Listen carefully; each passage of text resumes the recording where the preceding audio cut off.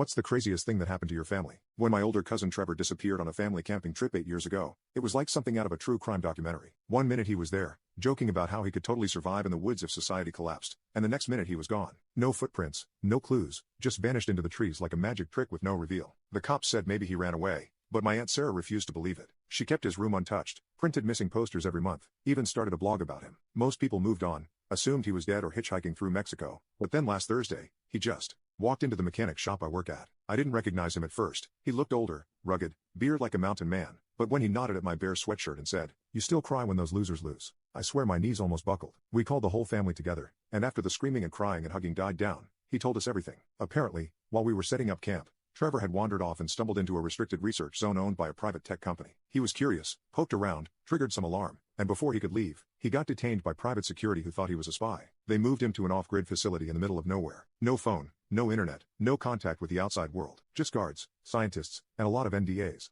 But here's where it gets crazy. After a year of being stuck there, Trevor found out he could leave. But he didn't. He stayed, on purpose, because the company was doing these wild experiments. Stuff with AI, predictive algorithms, brainwave mapping, like full-on sci-fi stuff. And Trevor, the same guy who failed freshman biology, got obsessed. They let him help with the research eventually, taught him how to code, gave him access to the labs. He said it was the first time in his life he felt useful. He only left because the project got shut down, and they basically paid him to disappear again. But he figured it was time to come home. Everyone was stunned. Aunt Sarah cried for 2 days straight. My uncle didn't talk to him at all. And me? I just asked why he didn't at least send a letter or something. Trevor shrugged and said, "You don't walk away from the only place that made you feel like you mattered." It's messed up, but I sort of get it. Now he's got job offers from tech companies, a story that'll probably get him a Netflix deal, and 1,000 unanswered emails in his inbox. It's like he left as the weird kid and came back as some cyberpunk guru. But part of me still sees the idiot who tripped over a raccoon trap and cried in 8th grade. Family's weird like that.